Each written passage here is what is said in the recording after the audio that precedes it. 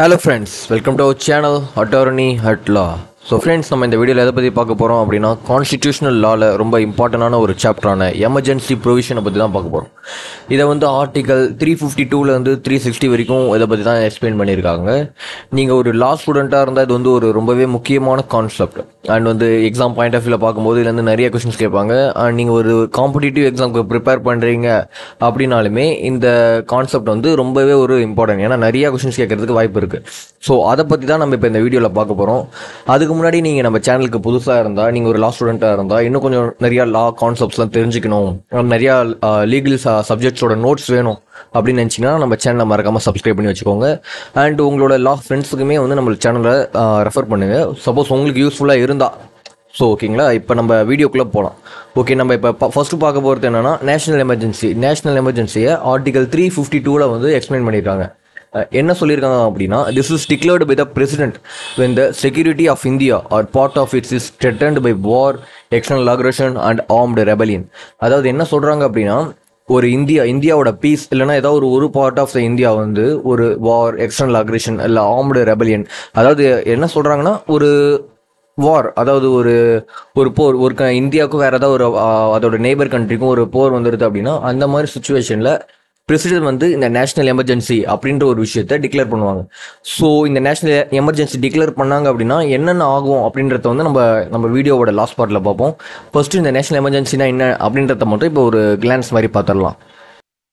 So இதில் என்ன சொல்கிறாங்க அப்படின்னா, India has declared a national emergency 3 times in it's history. அதாவது வந்து இந்தியா இண்டிபெண்டன்ஸ் ஆனதுக்கப்புறம் அதோட ஹிஸ்ட்ரியில் 3 வாட்டி இது வரைக்கும் நேஷனல் எமர்ஜென்சி அண்டர் ஆர்டிகல் 352 கீழே அனௌன்ஸ் பண்ணியிருக்காங்க. அது எப்போ அப்படின்னா, 1962 வார் with China, and 1971 war with Pakistan, and 1975 to 1977. அதாவது வந்து இன்டர்னல் டிஸ்டர்பன்சஸ் அப்படின்னு சொல்லிட்டு இந்திரா காந்தி பீரியடில் இந்த நேஷனல் எமர்ஜென்சி அனௌன்ஸ் பண்ணிடுறாங்க. அண்ட் வந்து இப்போ லாஸ்ட்டாக டிக்ளேர் பண்ண நேஷனல் எமர்ஜென்சி ரொம்பவே ஒரு டிபேட்டான ஒரு விஷயமா இருந்தது.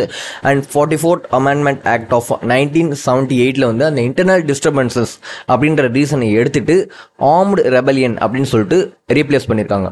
ஸோ இதுதான் வந்து நேஷனல் எமர்ஜென்சியோட ஹிஸ்ட்ரி அண்ட் டெஃபினேஷன். ஸோ நம்ம இப்போ அடுத்ததாக பார்க்க போகிறது ஸ்டேட் எமர்ஜென்சி. இதை வந்து ஆர்டிகல் 356 வந்து எக்ஸ்பிளைன் பண்ணியிருக்காங்க. ஸோ ஸ்டேட் எமர்ஜென்சி அப்படின்றது இதுவுமே வந்து பிரசிடென்ட் டிக்ளேர் பண்ணுற ஒரு விஷயம் தான். அண்ட் எப்போ டிக்ளேர் பண்ணுவார் அப்படின்னா, இந்தியாவில் ஏதாவது ஒரு பர்டிகுலர் ஸ்டேட்டோட கவர்மெண்ட் ஒழுங்காக ஃபங்க்ஷன் ஆகல, அந்த ஸ்டேட்டோட கான்ஸ்டியூஷனல் மெக்கானிசம் ஃபெயிலியர் ஆகிடுது அப்படின்னா பிரசிடென்ட் வந்து அந்த டைமில் இதை டிக்ளேர் பண்ணுவார். ஸோ இதை டிக்ளேர் பண்ண என்ன ஆகும் அப்படின்னா, அந்த ஸ்டேட் கவர்மெண்ட் டிசால்வ் ஆகிட்டு பிரசிடென்ட்டோட ரூல் அந்த பர்டிகுலர் ஸ்டேட்டில் வரும். ஸோ அந்த ஸ்டேட்டில் எலெக்ட் ஆன அந்த சிஎம் அந்த கவர்மெண்ட் ஃபெயிலியர் டிசால்வ் ஆகிட்டு டேரெக்டாக பிரசிடென்ட்டோட ரூல் கீழே அந்த பர்டிகுலர் ஸ்டேட் வந்துடும். அதாவது வந்து அடுத்த எலெக்ஷன் வரைக்கும். ஸோ என்னென்ன மாதிரி சுச்சுவேஷன் இது பண்ணுவாங்க அப்படின்னா, political instability and failure to conduct election and break down of law and order. அதாவது ஒரு ஸ்டேட்டில் வந்து ரொம்ப கலவரமாக இருக்குது, அந்த கவர்மெண்டால் அதை மேனேஜ் பண்ண முடியல, அண்ட் வந்து கான்ஸ்டிடியூஷன் படி அந்த ஸ்டேட் நடக்கலை அப்படின்னா அந்த மாதிரி சுச்சுவேஷனில் பிரசிடென்ட் டிக்ளேர் பண்ணுவார்.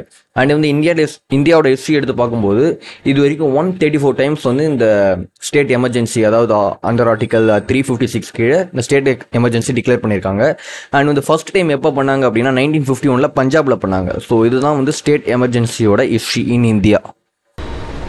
ஸோ அடுத்ததாக பார்த்தீங்க அப்படின்னா ஃபினான்ஷியல் எமர்ஜென்சி. இதை பற்றி சொல்கிறதுக்கான ஆர்டிக்கல் வந்து 360. ஸோ அதில் தான் வந்து இந்த ஃபினான்ஷியல் எமர்ஜென்சி பற்றி சொல்கிறாங்க. இந்த ஃபினான்ஷியல் எமர்ஜென்சி அப்படின்றது வந்து இப்போ இந்தியாவோட financial condition, financial stability threaten ஆச்சு அப்படின்னா பிரசிடென்ட் வந்து இந்த ஃபினான்ஷியல் எமர்ஜென்சியை டிக்ளேர் பண்ணுவார்.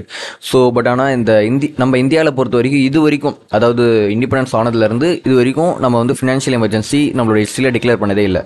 ஸோ இதுதான் வந்து ஃபினான்ஷியல் எமர்ஜென்சியை பற்றி. ஸோ ஃபினான்ஷியல் எமர்ஜென்சி டிக்ளேர் பண்ணாங்க அப்படின்னா வந்து இந்த கம்ப்ளீட் பவர் வந்து சென்ட்ரல் கவர்மெண்ட் கிட்ட போயிடும் regarding the financial management of each states. So அடுத்ததான் நம்ம பார்க்க போகிறது ப்ரொக்ளமேஷன் ஆஃப் எமர்ஜென்சி. ஸோ இது வரைக்கும் நம்ம பார்த்த இந்த மூணு ஆர்டிகல் தான் வந்து ரொம்ப முக்கியமான ஆர்டிகல்ஸ். அதாவது first one national emergency article 352, and state emergency article 356, and financial emergency article 360. So இதுதான் வந்து 3 types ஆஃப் எமர்ஜென்சி. ஸோ அதோட டெஃபினிஷன்ஸ் நீங்கள் இதுக்கான நோட்ஸ் வேணும் அப்படின்னா நினச்சிங்க அப்படின்னா இந்த ஸ்க்ரீனில் தெரிகிற இந்த கண்டென்ட்டை வந்து நீங்கள் ஸ்க்ரீன்ஷாட் எடுத்து வச்சுக்கோங்க. உங்கள் எக்ஸாம் பாயிண்ட் ஆஃப் வியூவில் இந்த கண்டென்ட் எழுதினாலே போதுமானதாக தான் இருக்கும். ஸோ அடுத்து ப்ரொக்ளமேஷன் ஆஃப் எமர்ஜென்சி அப்படின்னா, ப்ரொக்ளமேஷன் அஃபிஷியல் அனௌன்ஸ்மெண்ட். அஃபிஷியலாக இந்தியன் கவர்மெண்ட் வந்து இந்த மாதிரி நாங்கள் எமர்ஜென்சி டிக்ளேர் பண்ணியிருக்கோம் அப்படின்னு அனௌன்ஸ் பண்றதை பத்தி தான் ஸோ இதெல்லாம் சொல்றாங்க. இதுல என்ன சொல்றாங்கன்னா, the president proclaims an emergency based on the advice of the council cabinet.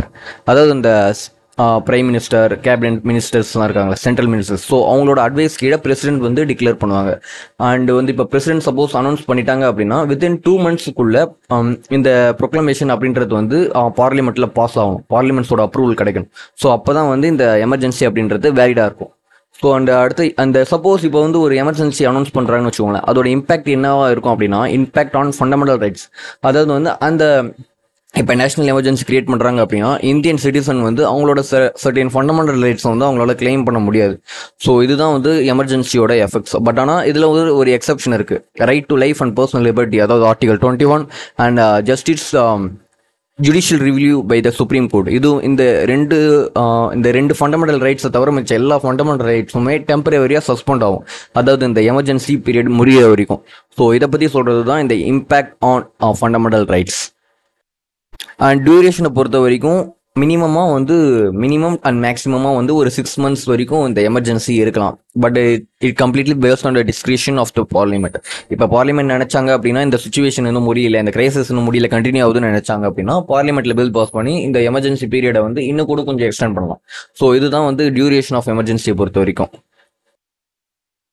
And article 355 என்ன சொல்றாங்க அப்படின்னா it tells about the responsibility of central government towards the states in India. அதாவது இதில் வந்து சென்ட்ரல் கவர்மெண்ட்டுக்கு என்னென்ன ரெஸ்பான்சிபிலிட்டிலாம் இருக்குது, அதாவது ஒவ்வொரு ஸ்டேட்டையும் எப்படி மேனேஜ் பண்ணணும் அப்படின்றதுக்கான responsibility full and full central கவர்மெண்ட்டுக்கு தான் இருக்குது அப்படின்றத பற்றி சொல்கிறது தான் இந்த ஆர்டிகல் 355. ஸோ இதில் என்ன சொல்கிறாங்கன்னா duty to protect from external aggression and internal disturbance. இப்போ வந்து ஏதாவது ஒரு பர்டிகுலர் ஸ்டேட்டுக்கு வேற ஒரு கண்ட்ரிலேருந்து ஒரு அக்ரேஷனோ இல்லை ஏதாவது ஒரு ஆபத்தோ வருது அப்படின்னா, மிலிட்ரி ஃபோர்ஸ் இல்லை வந்து ஆர்ம்டு ரெபலியன் அந்த மாதிரிலாம் எதாவது நடக்குது அப்படின்னா சென்ட்ரல் கவர்மெண்ட் வந்து அப்போ உள்ள இன்டர்ஃபியர் ஆகி அதை தடுக்கிறதுக்கான ஒரு கம்ப்ளீட் பொறுப்பு வந்து சென்ட்ரல் கவர்மெண்ட்டுக்கு இருக்குது. அண்ட் இன்டர்னல் டிஸ்டர்பன்சஸ், இப்போ வந்து ஒரு ஸ்டேட்டுக்குள்ளேயே ஒரு லா அண்ட் ஆர்டர் வயலேட் ஆகி வந்து நிறையா போராட்டம் கலவரம் அந்த மாதிரிலாம் நடக்குது அப்படின்னா அப்பயுமே வந்து சென்ட்ரல் கவர்மெண்ட் உள்ள இன்டர்ஃபியர் ஆகி அது ப்ராப்ளமாக சால்வ் பண்ணுறதுக்கான எல்லா ரெஸ்பான்சிபிலிட்டியுமே சென்ட்ரல் கவர்மெண்ட்டுக்கு இருக்குது. ஸோ இதை சொல்கிறது தான் இந்த ஆர்டிகல். அண்ட் என்ன சொல்கிறாங்க அப்படின்னா என்ஷூரிங் கான்ஸ்டிடியூஷனல் கவர்னன்ஸ், அதாவது வந்து அந்த ஸ்டேட் கவர்மெண்ட் வந்து அவங்களோட அந்த சிட்டிசன்ஸுக்கு வந்து இந்த ஃபண்டமெண்டல் ரைட்ஸ்லாம் கொடுக்குறாங்களா அண்ட் கரெக்டாக கான்ஸ்டியூஷன் படி தான் அந்த ஸ்டேட்ஸ் நடக்குதா அப்படின்றதெல்லாம் மானிட்டர் பண்ணுறது சென்ட்ரல் கவர்மெண்ட்டோட டியூட்டி. ஸோ இதை பற்றி சொல்கிறது தான் ஆர்டிகல் 355. இப்போ நம்ம அடுத்து பார்க்க போகிறது ஃபண்டமெண்டல் ரைட்ஸ் டியூரிங் எமர்ஜென்சி. அதாவது under article 20 and 21 of Indian constitution, அதாவது 2 ஃபண்டமெண்டல் ரைட்ஸ் வந்து எந்த வித சென்சிட்டிவான ஹைலி சென்சிட்டிவ் சுச்சுவேஷன்லையுமே சஸ்பெண்ட் பண்ண முடியாது அப்படின்ற மாதிரி சொல்கிறாங்க. அதாவது இந்த ஆர்டிகல் 20யும் 21யும் right to life and personal liberty and individual freedom. So இந்த 2 ஃபண்டமெண்டல் ரைட்ஸுமே வந்து எந்த வித ஒரு நேஷனல் செக்யூரிட்டியாக இருந்தாலும் சரி, இந்த ஒரு ஸ்டேட் எமர்ஜென்சியாக இருந்தாலும் சரி சஸ்பெண்ட் பண்ணவே முடியாது. But however, the constitution allows government to suspend or limit certain other fundamental rights during the state of emergency. இந்த ரைட்டை தவிர மற்ற எந்த ரைட்டை வேணாலும் கவர்மெண்ட் நினச்சாங்க அப்படின்னா இந்த எமர்ஜென்சி சுச்சுவேஷனில் சஸ்பெண்ட் ஆர் இல்லைனா லிமிட் பண்ண முடியும். ஸோ இதை பற்றி சொல்கிறது தான் இந்த ஃபண்டமெண்டல் ரைட்ஸ். அண்ட் இந்த 38th amendment of the constitution increases the state's authority. இந்த அமெண்ட்மெண்ட்டில் வந்து ஸ்டேட் கவர்மெண்ட்டுக்குமே வந்து சர்டைன் பவர்ஸை கொடுத்துருக்காங்க. இந்த மாதிரி எமர்ஜென்சி அப்போ ஸ்டேட் கவர்மெண்ட்டுமே நினச்சாங்க அப்படின்னா அந்த சிட்டிசன்ஸுக்கு வந்து சர்டைன் ஃபண்டமெண்டல் ரைட்ஸ் வந்து லிமிட் பண்ண முடியும், அதாவது இந்த ஸ்டேட் எமர்ஜென்சி அப்போ. ஸோ இதை பற்றி சொல்கிறது தான் இந்த fundamental rights. And effects of national எமர்ஜென்சியை பொறுத்து பார்க்கும்போது இன்க்ரீஸ்டு சென்ட்ரல் கவர்மெண்ட் பவர், அதாவது வந்து இந்தியாவை பொறுத்த வரைக்கும் ஒரு ஃபெடரல் கண்ட்ரி அப்படின்னு சொல்லுவாங்க. அதாவது வந்து இது எப்படின்னா 2 பிரிச்சிருப்பாங்க, அதாவது central government and state government சொல்லி பிரிச்சிருப்பாங்க. பட் ஆனால் இந்த நேஷனல் எமர்ஜென்சி அப்போ இந்த ஃபெடரல் சிஸ்டம் வந்து யூனிட்டரி சிஸ்டம் ஆகிடும், அதாவது ஃபுல் அண்ட் ஃபுல் கண்ட்ரோல் வந்து யூனியன் கவர்மெண்ட் அதாவது சென்ட்ரல் கவர்மெண்ட் கிட்ட போயிடும். ஸோ இந்த நேஷனல் எமர்ஜென்சி அப்போ இந்த ஸ்டேட் கவர்மெண்ட்டுக்கு இருக்க இந்த தனித்தனி பவர்ஸ், லா மேக்கிங் பவர் எல்லாமே சஸ்பெண்ட் ஆகி ஃபுல் அத்தாரிட்டி வந்து சென்ட்ரல் கவர்மெண்ட் கிட்ட போயிடும். ஸோ இதுதான் வந்து ஃபர்ஸ்ட் எஃபெக்ட். அடுத்த இம்பாக்ட் வந்து என்னன்னு பார்த்தீங்கன்னா சஸ்பென்ஷன் ஆஃப் ரைட்ஸ், அதாவது அங்கே இருக்கிற சிட்டிசன்ஸுக்கு இந்த ஃபண்டமெண்டல் ரைட்ஸ் வந்து rights except the rights of article 20 and 21 தவிர மற்ற எல்லா ரைட்ஸுமே வந்து டெம்பரரியாக சஸ்பெண்ட் ஆகும். அண்ட் டிடென்ஷன் வித்தவுட் ட்ரையல், அதாவது வந்து இப்போ ஒரு பர்சனை அரெஸ்ட் பண்ணணும் இல்லை டிடைன் பண்ணணும் அப்படின்னா சர்டன் லீகல் ப்ரொசீஜர்ஸ் இருக்குது, அதை பற்றி தான் அவங்களை டிடைன் பண்ண முடியும். பட் ஆனால் இந்த எமர்ஜென்சி சுச்சுவேஷன்ஸில் வந்து எந்த வித ஒரு இந்த ப்ரொவிஷன்ஸ் இல்லாமல் ஒருத்தவங்க தப்பு பண்ணாமலே கூட இவங்க ஃபியூச்சரில் தப்பு பண்ண வாய்ப்பு இருக்குது, இவங்களால லா அண்ட் ஆர்டருக்கு ஏதாவது ப்ராப்ளம் வரும் அப்படின்னு அந்த கவர்மெண்ட் நினைச்சாங்க அப்படின்னா அவங்களையுமே வந்து டிடைன் பண்ணலாம். ஸோ இதுதான் வந்து எஃபெக்ட்ஸ் ஆஃப் நேஷனல் எமர்ஜென்சி.